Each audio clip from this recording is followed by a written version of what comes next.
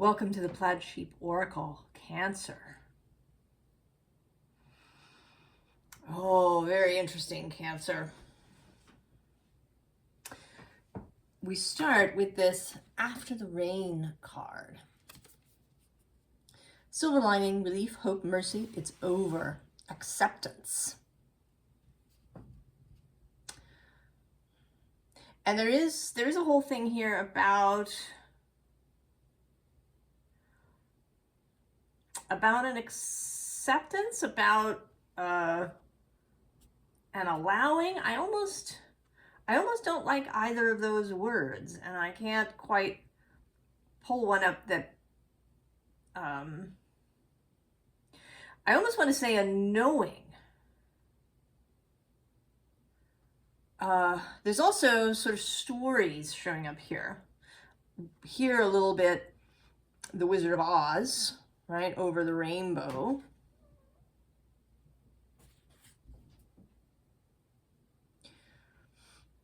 Although I often say, you know, that the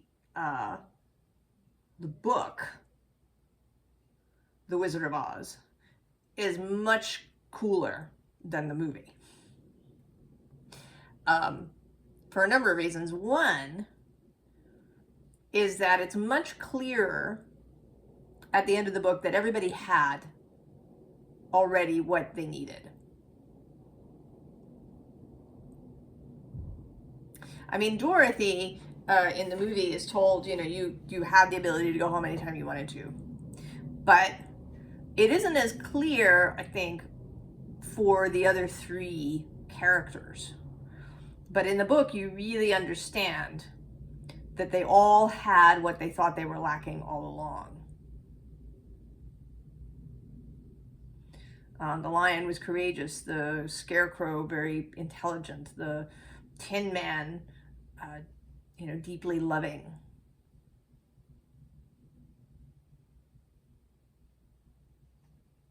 And that they just needed this adventure for all of them to understand. And in the book, another thing about the book is that Oz is a real place. I mean, and we know it's a real place. There's no, you know, waking up after a dream business. Oz actually exists, and there's a little big desert between Oz and the rest of the world. And Dorothy's ruby slippers help her to run really fast across the desert.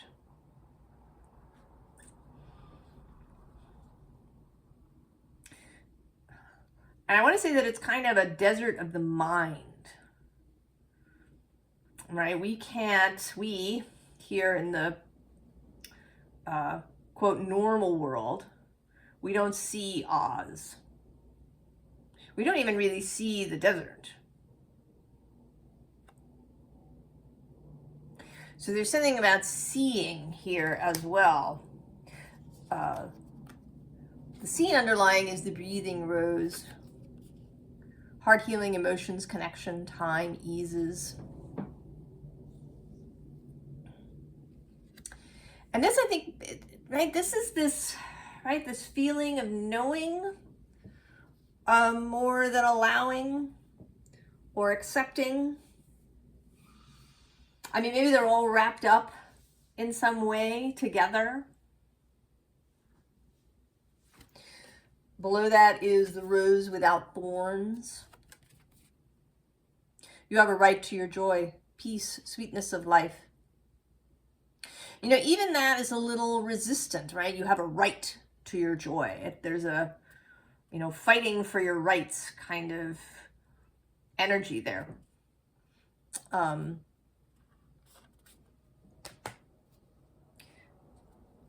what I want to say is that you're letting go of some of these things. Seeing things from a completely altered point of view. Being able to see Oz, to see through the desert. The bottom is release the petals. Transformation, death and rebirth, shedding all change.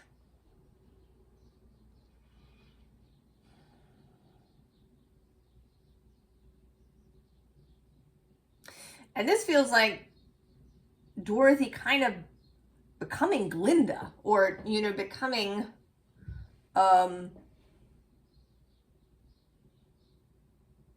even beyond the ability just to use the ruby slippers.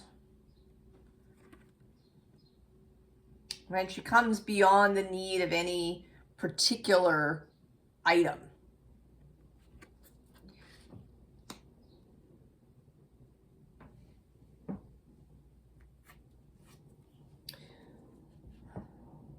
So we enter now into we're going to enter into a different story. Although it is also about going to a magical place. So we have here this Three of Pentacles, and this feels today very much like digging to find something. And the bottom of the deck is this King of Pentacles. And this feels like he's decreed, right? He sent these people out to dig and dig looking for things. He's searching for something, for, you know, for something like the ruby slippers that will allow him to do what he wants to do. But there's a lot of efforting, seeking, struggle. And below the Three of Pentacles, we have the Devil. So the impetus, maybe the ways in which we imprison our own thoughts, the ways we get stuck in thinking that we need X, Y, or Z. But below the Devil is the Queen of Pentacles. And she's a very different proposition, right? He's all sort of dark and brooding, and she's lit up, looking straight out rather than perhaps looking down. More outwardly focused.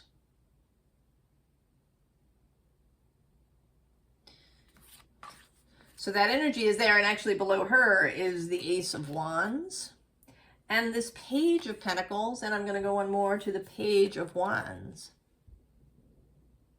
And then even, I'm going to still go one further after that. Oh, the Eight of Wands, and then I have to go one more to the Two of Cups. So just remember that we found the Two of Cups under all of this. Right, behind the Devil.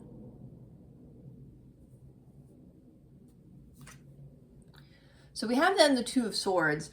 And this, not so much making a decision, but blinding yourself, choosing to not see what is there, to not see the desert.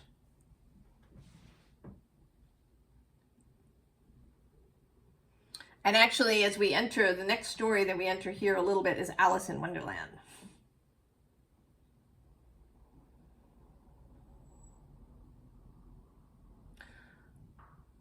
To find Oz, Wonderland, I want to call it the true place.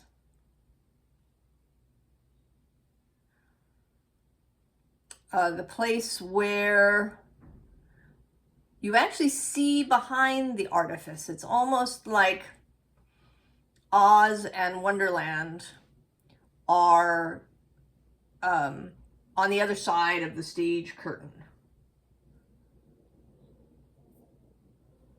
That it's being able to see behind the curtain. Actually, I want to say that you see, you know, in The Wizard of Oz, we go behind the curtain and we see that the great Oz is just a man with a machine. But I want to say that in reality, to see Oz is to see beyond the man. So there's this kind of artificial magic, if we want to say that, of of the world that is the first wizard that we meet, the big glowing head in the movie. Oh, another really great thing about the book is that the Emerald City isn't actually emerald. When you enter the city, you're given a pair of glasses with green glass in them. So the Emerald City isn't actually emerald, you're just made to see it. How prescient was that in the book?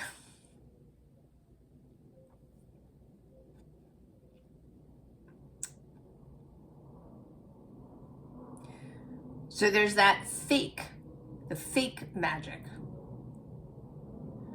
And the guy, behind the curtain pulling the levers. But then there is behind him, underneath all of that, there is the real magic. The real quantum space.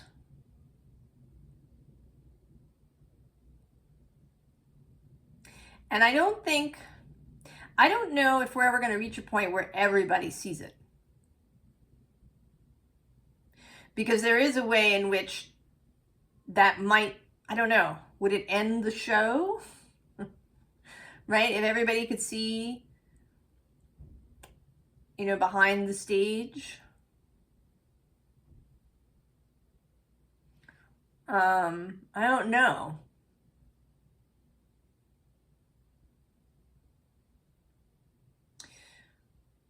But I don't think that we need everybody to see that in order to, have a more loving world.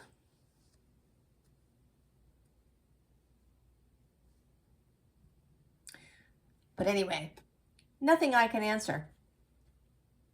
So by putting a blindfold on,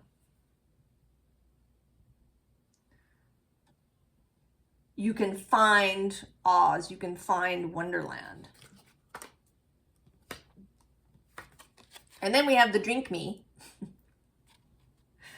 the Ace of Cups, the drinking from your own Holy Grail.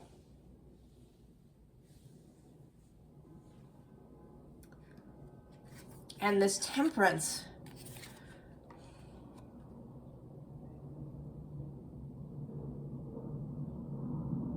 There's something about, I don't know, that the more you drink from your own cup,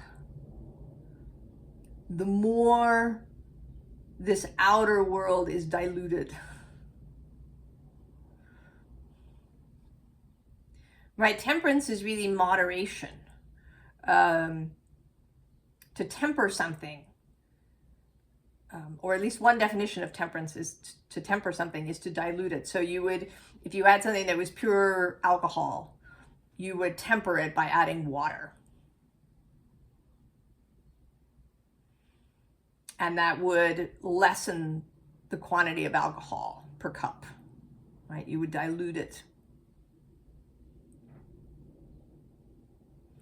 And so here it's about adding, it is about adding water, like the sacred water, the water of cancer, the water of consciousness.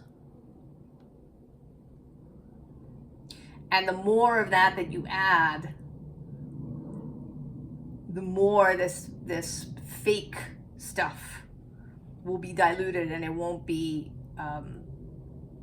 as obvious or as significant to you, as detrimental.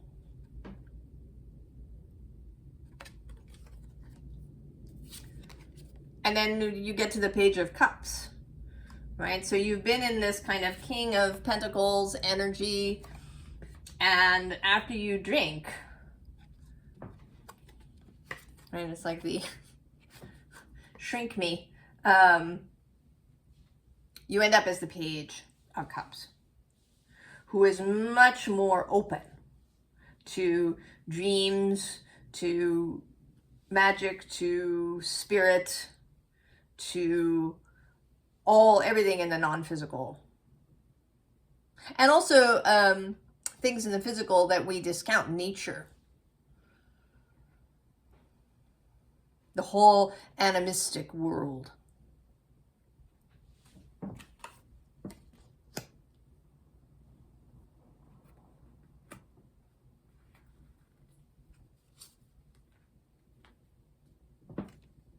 So we have dreamy escape. It says wanderlust, hidden treasures, sojourn. But of course it's not an escape. It's a return. This return home. And below that we have The Secret Garden, which is a wonderful book. If you haven't read it, you should. I know, I use should. But I think it's also The Wizard of Oz as a book. Go read that. Planting New Seeds, Hidden Dreams, Nourishment. This Wonderland.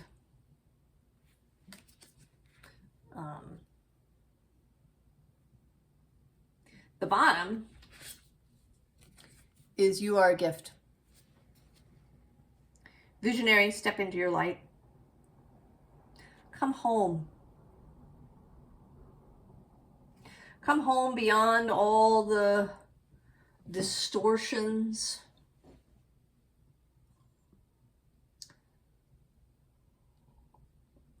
all the stereotypes of whoever you are. The stereotypes of Cancer, stereotypes of your sex, the stereotypes of your country of origin, of your religion, of all of that, coming home beyond that. All right, here to the sacred cave, to the sacred waters. Spiritual growth, period of gestation, introspection.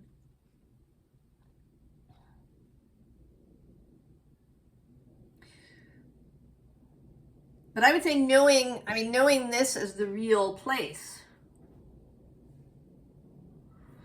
And that's not to reduce nature or earth. It is here too. It's right, it's seeing all of it.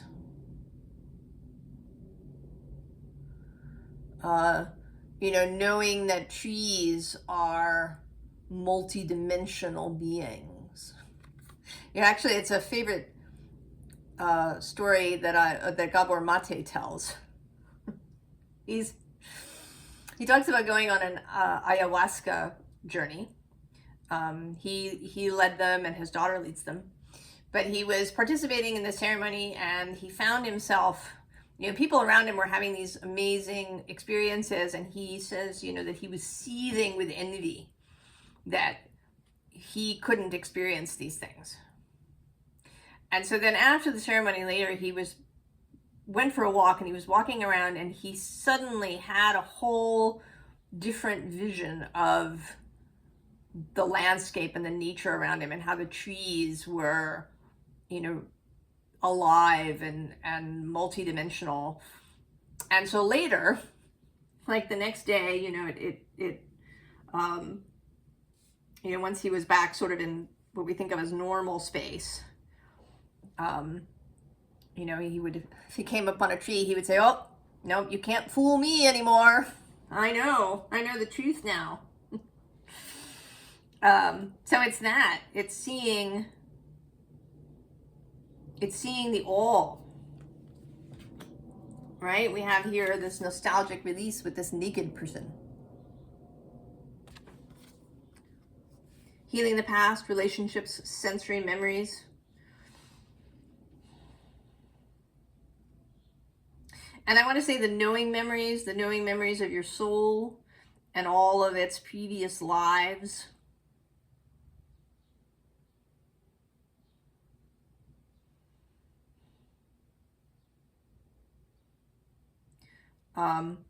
Not in any specific way, not in any particular memory of a previous life, but in a kind of continuum of, a feeling of infinity.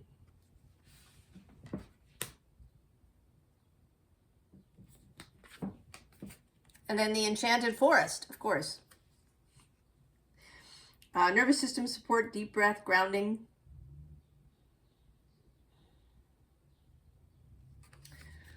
Right? That the green world is more than just the forest. That it is everything beyond that.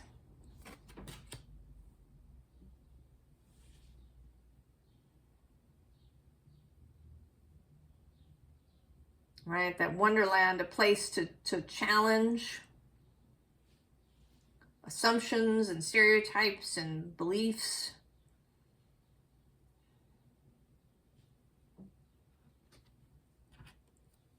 Progression. And interestingly, the bottom of this deck has order.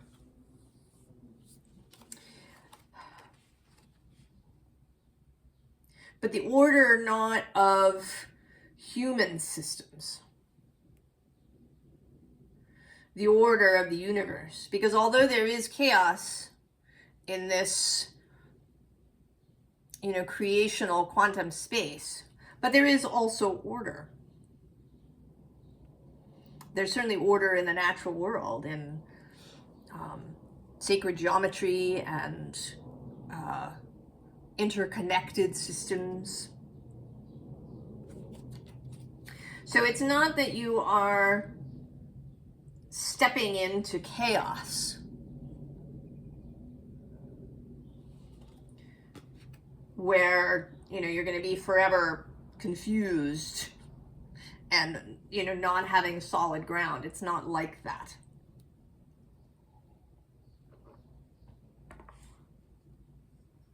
These last 14 years, Neptune has been moving through Pisces. And I think that humanity has felt unstable. Even if you aren't somebody who feels energies in a conscious way, I think that you would have felt this subconsciously, unconsciously. And I think much of many difficulties that we have now of, people sort of digging in to wherever they are is because they have unconsciously felt very unstable, very fogged. Things moving too fast, things moving in ways that they didn't expect, things expanding or contracting, just, right? There's been a feeling of that. And I think it actually started when Neptune entered Aquarius back in 1998. So really the last 28 years.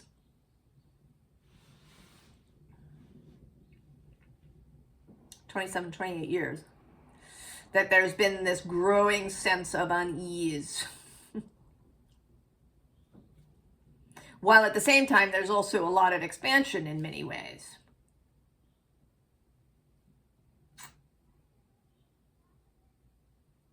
But now Neptune is going to enter Aries. And I don't want to make any sort of prediction about that.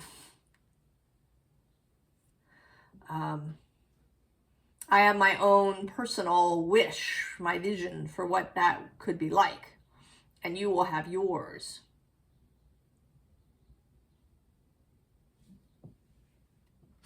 All right, we have creation.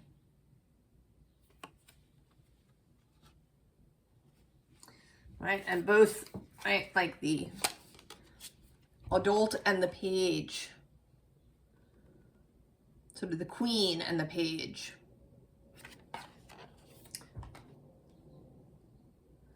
That one can hold these things at the same time. And then beauty.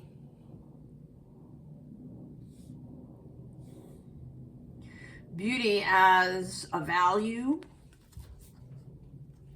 Beauty as a focus. Beauty is that which you seek out, what you look for.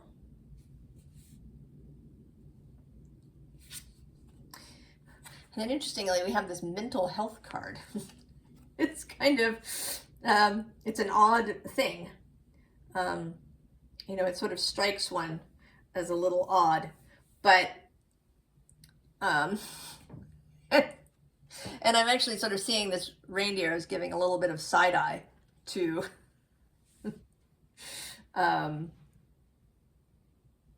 to that concept.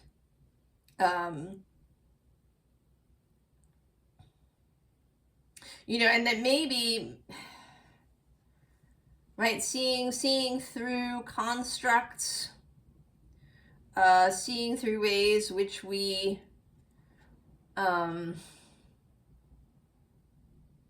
block ourselves in, dig ourselves in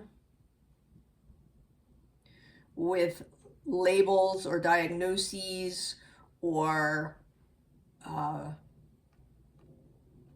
you know, how we see ourselves, identify ourselves, how we want to fit in, or alternately how we want to rebel against something. That there's something about leaving that behind.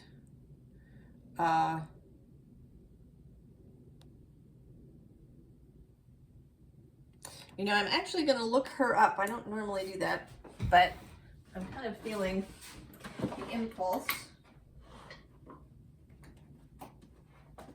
Because she's a goddess. Beeve, perhaps? Beaive. I may be mangling her name. She is a goddess or a spirit of the Sami people.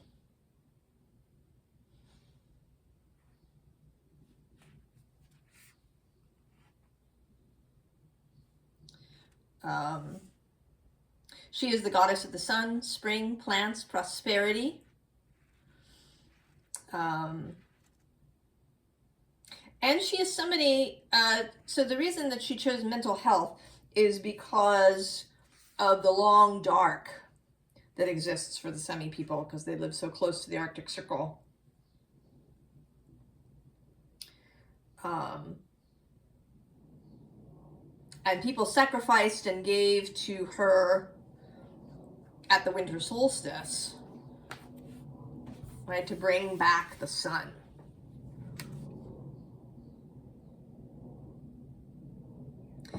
So there's something about that too.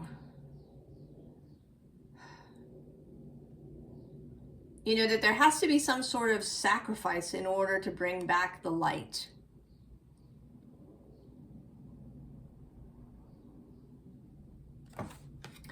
And that maybe that doesn't need to be true.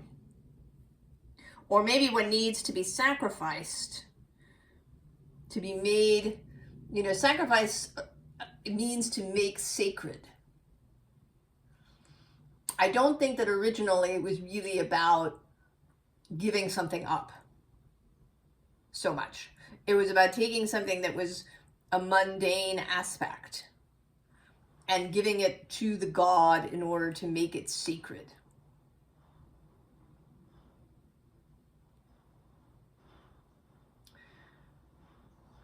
So I think it's about, you know, I want to say it's about making your life sacred. Right? Escaping this dreamy escape, this sacred cave, this enchanted forest. You know, wherever these two are going, right, toward the light, is to make your life sacred.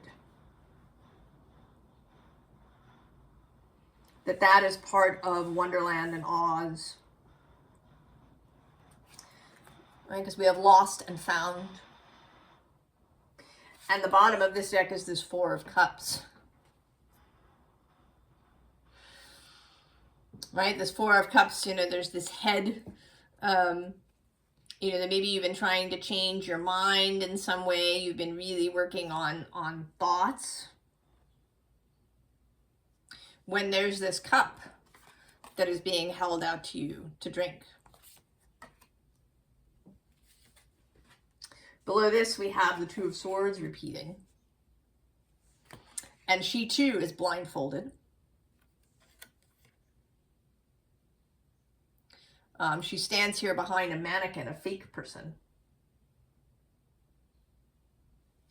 But the first card here is this creatrix. And I want to say this is about, right, coming out from behind the fake body and into the real self. Because we also have under the Two of Swords this Sea Spirit card, and then below her, the Empress.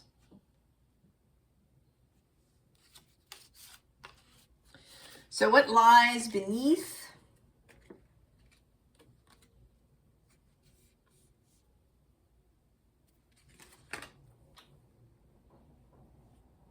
Right, this card of creation, this creatrix, who seems, right here, she's holding this cup aloft. And interestingly, normally the Magician card has all of the elements, but she's very much about water. The cup is the only element that's here. So the importance of water, of this consciousness space. And then we have this judgment and this listen. And I want to say that this is actually like this. It's lifting off, right? It's abandoning this digging project.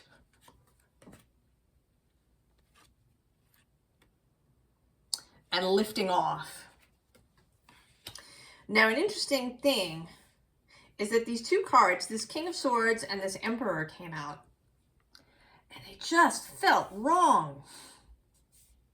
But at the same time, that seemed to be their purpose, to feel wrong. Right? They are representatives here of this fake magic that we have. This kind of modern world. And I don't even want to, I think that it starts a longer time ago. I think this move away started, thousands of years ago. And we're just sort of reaching maybe a peak space of it. And that it will begin to unwind now. And perhaps it'll take us another, 1,000 years to move back in the other direction. Away from the fake magic. That is all a process and a learning experience and and seeing what happens. Curiosity. But they are the representatives. And so I asked for 2 more cards, one for each, to show, what does it actually want to be? So for this King of Swords, who could be, very buttoned down and, all about timekeeping and the digital world, or at least the, the very verbal, written down, scientific, materialist, logic, reason, achievement, control, strategy, all of these kinds of things. And what do we get instead? That.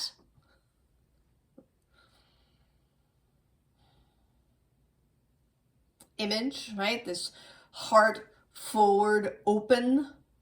I mean, she is still the kind of a creature of air. She has these feathers, and there's all this air behind her, but her feet are down here in the water.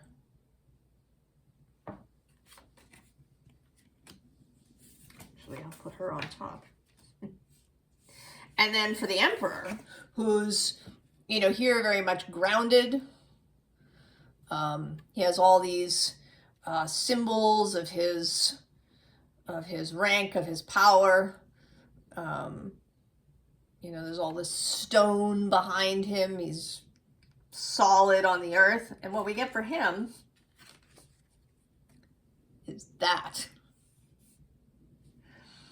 So much more flexible, much more open, flowing on these, right, these waters of consciousness, moving towards this light.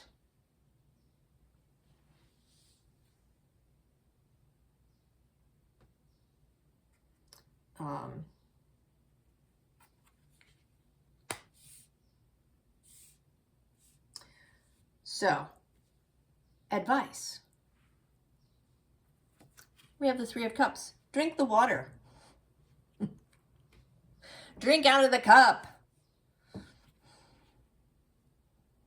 And if you have company when you're doing it, sure, all the better. Below this is the King of Wands. And actually below that is this Five of Pentacles. So there is this, right, this call. He seems today very much sort of like a fairy, a kind of king of the fairies. The real Wizard of Oz,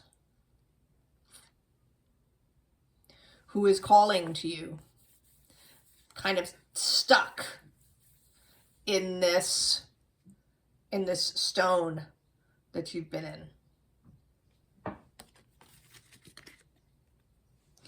And then the bottom has the Two of Pentacles, but right next to that is the Two of Cups. You remember the Two of Cups? It was underneath all of these cards over here.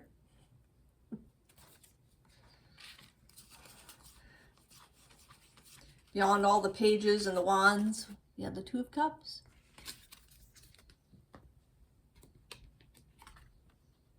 So from the Two of Pentacles to the Two of Cups.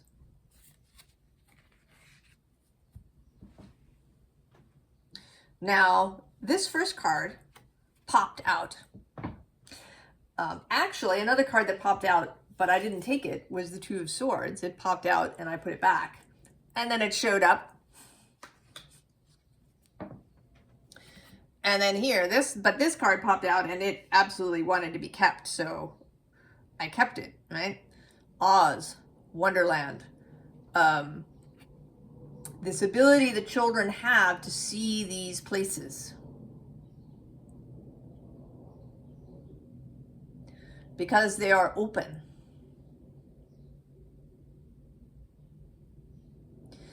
And then we close up, we learn a bunch of things from people around us, and it kind of becomes stuck.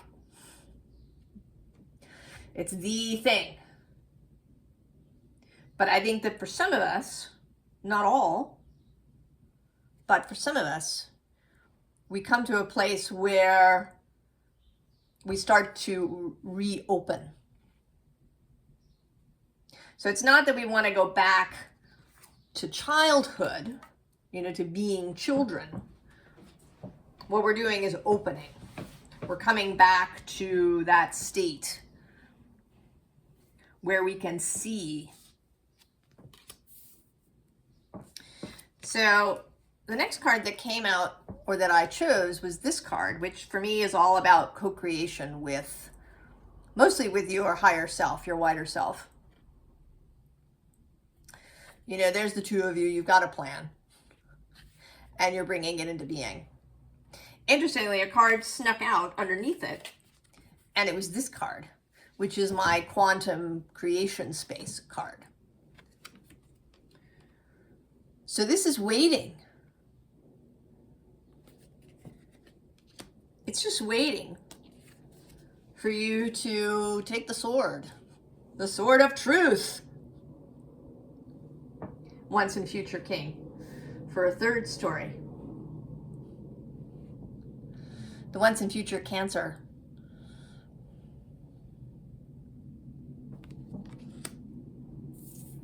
And beyond that, the High Priestess. So, drinking the cup. following the rainbow. Knowing, and believe me, I know that it can be in a kind of day-to-day way, in that Two of Pentacles kind of mindset, that it can get tricky to remember Oz and Wonderland. But I think the more that we do it, the easier it gets. Cancer. Living in that High Priestess space. Taking the world tree with us. Which was a reading from long ago. I don't even remember what sign it went with. I want to say Virgo, but I don't know if that's right. Might even be Cancer.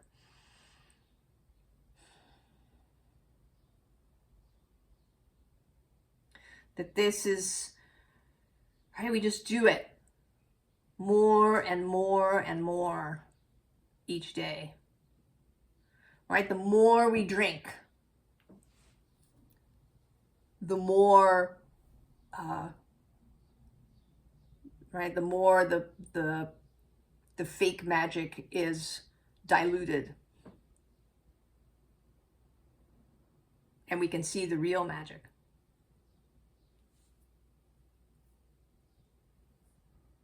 And you seem, I think the water signs, well, I don't know, Taurus, maybe it's all the signs and everybody just has their own pathway. And yours happens to be very watery. This water of imagination and consciousness. Although Neptune is associated with Pisces, he does have an affinity to all the water signs. And as he enters Aries, he will square Cancer. And that's a dynamic possibility of real change and shifting that one can embrace.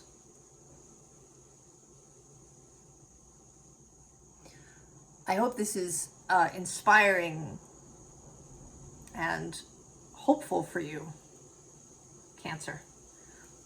I wish you the very, very best, and I will see you next time. So long.